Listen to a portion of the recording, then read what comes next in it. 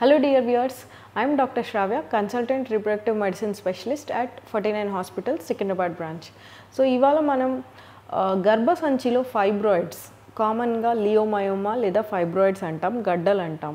ఇటువంటి ఫైబ్రాయిడ్స్ ఉంటే మనకి ఎటువంటి సిమ్టమ్స్ ఉంటాయి అండ్ దీనివల్ల సంతానలేమి సమస్య కలుగుతుందా, ఒకవేళ ఉంటే మనం దానికి ట్రీట్మెంట్ ఆప్షన్స్ ఏంటి అనే దాని గురించి తెలుసుకుందాం. ఫైబ్రాయిడ్స్ అంటే ఏంటి? నార్మల్గా గర్భసంచిలో 3 లేయర్స్ ఉంటాయి. అంటే లోపల భాగాన్ని ఎండోమెట్రియం అంటారు, దాని బయట భాగం, దాని ఇమీడియట్ బయట ఉండేది కండరాల లేయర్ మయోమెట్రియం అంటాం, దాని బయట సీరోజల్ లేయర్ ఉంటుంది. సో ఈ గర్భసంచి మయోమెట్రియం అంటే కండరాల నుంచి వచ్చే ఒక చిన్న గడ్డల్ని ఫైబ్రాయిడ్స్ అంటాం. అంటే ఇవి యాక్చువల్లీ ఒక ట్యూమర్ లాంటిది, బట్ ఇదేం క్యాన్సర్ లాంటి ట్యూమర్ కాదు, స్ప్రెడ్ కాదు అండ్ అక్కడే ఉంటుంది, బట్ గడ్డ ఫామ్ అవుద్ది. సో ఈ ఫైబ్రాయిడ్స్ వల్ల మనకు వచ్చే సమస్యలు ఏంటి? ఫైబ్రాయిడ్స్ వల్ల వచ్చే సమస్యలు ఏంటి అంటే, ఒకటి ఫస్ట్ నొప్పి.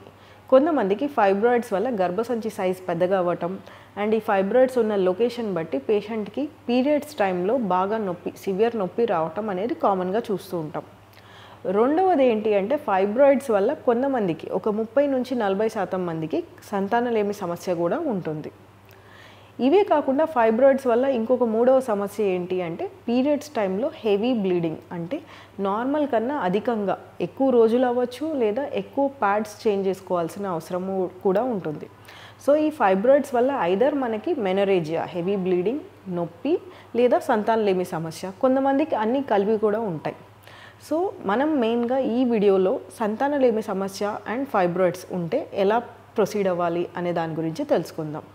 ఒకవేళ మీ గర్భసంచిలో ఫైబ్రాయిడ్స్ ఉన్నాయనుకోండి, వాటి వల్ల సంతానలేమి సమస్య ఉందా లేదా అని తెలుసుకోవడానికి మెయిన్గా చూడాల్సింది ఏంటి అంటే, మీ గర్భసంచిని స్కాన్ ద్వారా, అంటే ట్రాన్స్వజైనల్ కింద భాగం నుంచి స్కాన్ చేస్తారు. ఈ స్కాన్ ద్వారా ఫైబ్రాయిడ్ మ్యాపింగ్ అనేది చేస్తారు.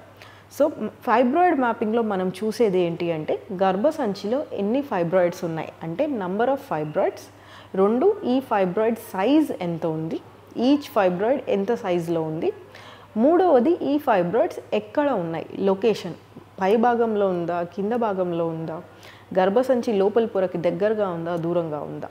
సో ఈ 3 పాయింట్స్ మనం చూసుకుంటాం. ఒకటి నంబర్, సైజ్ అండ్ లొకేషన్. ఈ 3 చూసుకొని ఫైబ్రాయిడ్ మ్యాపింగ్ బట్టి మీకు ఈ గర్భసంచి ఉన్న గడ్డలు ఫైబ్రాయిడ్స్ వల్ల సంతానలేమి సమస్య వచ్చే అవకాశం ఉందా లేదా అని పరిగణిస్తాం. దాన్ని బట్టి మనం ఫర్దర్ ట్రీట్మెంట్ అనేది ఉంటుంది. సో ఎవరికైతే ఫైబ్రాయిడ్స్ స్పెషల్లీ 4 to 5 సెంటీమీటర్స్ పైన, అంటే 4 నుంచి 5 సెంటీమీటర్లు పైబడి ఉన్నా, లేదా ఈ ఫైబ్రాయిడ్స్ గర్భసంచి లోపలి లేయర్ అంటే ఎండోమెట్రియం లేయర్ని పుష్ చేస్తున్నా కూడా వాటిని ఆపరేషన్ చేసి తీసేయాల్సి ఉంటుంది. ఎందుకంటే ఇటువంటి ఫైబ్రాయిడ్స్ వల్ల సంతానలేమి కలిగే అవకాశాలు ఉంటాయి. బట్ అదే ఫైబ్రాయిడ్ పెద్ద సైజు ఉండి బట్ బయట ఉంటాయి కొన్నిసార్లు, వీటిని సబ్ సీరోజల్ ఫైబ్రాయిడ్స్ అంటారు. సో ఇటువంటి గడ్డలకి ఆపరేషన్ అనేది అవసరం ఉండకపోవచ్చు. సో మనం మెయిన్గా ఏంటి, గర్భసంచి లోపల లేయర్ని పుష్ చేసే ఫైబ్రాయిడ్స్ని డెఫినెట్లీ ఆపరేషన్ చేసి తీయాల్సి ఉంటుంది. అండ్ చాలామంది అడిగే క్వశ్చన్, ఈ ఫైబ్రాయిడ్స్ గడ్డలు టాబ్లెట్స్తో కరగవా? దీనికి సమాధానం ఏంటి అంటే, ఫైబ్రాయిడ్ గడ్డలను మనకి కరిగించే టాబ్లెట్స్ లాంటివి లేవు. కొన్ని టాబ్లెట్స్ ఉన్నాయి, ఉలిప్రిస్ట్రాల్ అట్లాంటివి వాడతారు, బట్ వీటితో ఫైబ్రాయిడ్స్ అనేది పూర్తిగా తగ్గిపోదు. ఓన్లీ సైజ్ తగ్గి బ్లీడింగ్ సమస్య, నొప్పి సమస్య ఉన్న వాళ్ళకి ఇస్తాం. బట్ సంతానలేమి సమస్యతో బాధపడుతూ గర్భసంచి లోపల లేయర్ని పుష్ చేస్తున్నప్పుడు మనం టాబ్లెట్స్ కన్నా ఆపరేషన్ చేసి ఫైబ్రాయిడ్ గడ్డను తొలగిస్తే వాళ్ళకి ప్రెగ్నెన్సీ నిలిచే అవకాశాలు డెఫినెట్గా మెరుగ్గా ఉంటాయి. సో ఈ ఫైబ్రాయిడ్స్ ఏ విధంగా ఆపరేషన్ చేయొచ్చు? 2 విధాలుగా. ఒకటి, గర్భసంచి లోపల లేయర్కి బాగా పుష్ అయి ఉంటే మనం హిస్ట్రోస్కోపీ అంటే కింద భాగం నుంచి అప్రోచ్ అయ్యి ఫైబ్రాయిడ్స్ తీసేయచ్చు. లేదా ఒకవేళ పైనుంచి అప్రోచ్ ఈజీగా ఉన్నప్పుడు లాప్రోస్కోపీ పద్ధతి ద్వారా ఫైబ్రాయిడ్స్ తీస్తాం. ఫైబ్రాయిడ్ సర్జరీ తర్వాత తీసుకోవాల్సిన జాగ్రత్తలు ఏంటి అంటే, ఒకటి, మనం వెంటనే ప్రెగ్నెన్సీ ప్లాన్ అడ్వైస్ చేయం. అట్లీస్ట్ 3 months అంటే ఫైబ్రాయిడ్ తీసేసిన తర్వాత 3 నెలలు గ్యాప్ ఇచ్చి ప్రెగ్నెన్సీ ప్లానింగ్కి వెళ్తాం. అండ్ రెండవది ఏంటి అంటే, ఈ ఫైబ్రాయిడ్ గడ్డలు మళ్ళీ వచ్చే అవకాశం ఉంటుంది. బికాస్ మనం ఆపరేషన్ చేసి తీసేటప్పుడు ఓన్లీ స్మాల్ సైజ్ ఫైబ్రాయిడ్స్ అంటే ఒక సైజ్ రీచ్ అయిన వాటిని తీయగలుగుతాం. బట్ సీడ్లింగ్ ఫైబ్రాయిడ్స్ అని ఉంటాయి, అంటే కొన్ని చాలా చిన్నగా ఉంటాయి. ఇటువంటి ఫైబ్రాయిడ్స్ని తీసే అవకాశం ఉండదు. సో ఈ ఫైబ్రాయిడ్స్ మళ్ళీ మీకు పీరియడ్స్ నెల నెల వచ్చేటప్పుడు సైజ్ పెరిగే అవకాశం ఉంటుంది.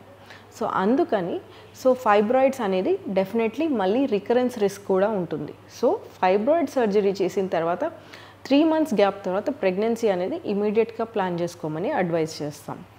సో ఈ వీడియో ద్వారా మీకు ఫైబ్రాయిడ్స్ వాటి వల్ల సిమ్టమ్స్ ఏముంటాయి, ఎటువంటి ట్రీట్మెంట్ ఆప్షన్స్ ఉన్నాయి అని తెలుసుకున్నారనుకుంటున్నాను. Thank you.